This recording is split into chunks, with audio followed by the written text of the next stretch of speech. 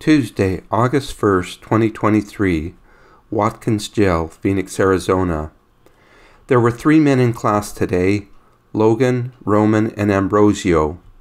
We introduced ourselves as sons of God, sang Master, the Tempest is Raging, and had the prayer. I set up the room a little different today. In the past, I sat behind a table at the front of the room. Today, we all sat around the same table. We went around the table reading an article by Elder Vern P. Stanfield titled The Imperfect Harvest from April General Conference. I read first, Logan read second, Roman didn't want to read, and Ambrosio read the third paragraph. While Ambrosio was reading, Roman got up and left.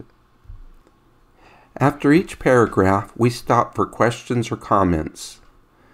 The men really liked being able to participate. Logan is a good reader. Ambrosio really struggled.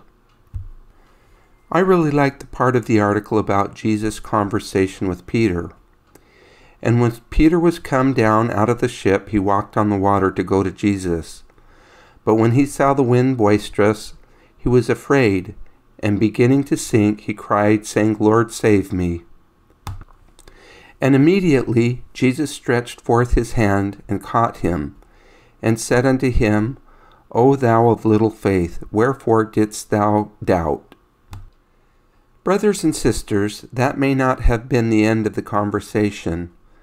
I believe that as Peter and the Savior walked back to the ship arm in arm, Peter soaking wet and perhaps feeling very foolish, the Savior may have said something like this, O Peter, fear not and worry not. If you could see yourself as I see you, your doubt would fade and your faith increase. I love you, dear Peter. You got out of the boat. Your offering is acceptable. And even though you faltered, I will always be there to lift you from the depths, and your offering will be made perfect. At one point in the article, Elder Stanfield quoted President Nelson, The Lord loves effort. As part of the question and comments, I said I was impressed that Ambrosio was reading even though it was very hard for him. Ambrosio said his mother had been a drug addict, and that when he was a baby, he had lost a chunk of his brain when she dropped him on his head. He said he would be in jail for another 4 months and was worried about where he was going to stay when he got out. I told him there are lots of shelters, but they have very strict rules. No drinking, no drugs, no women.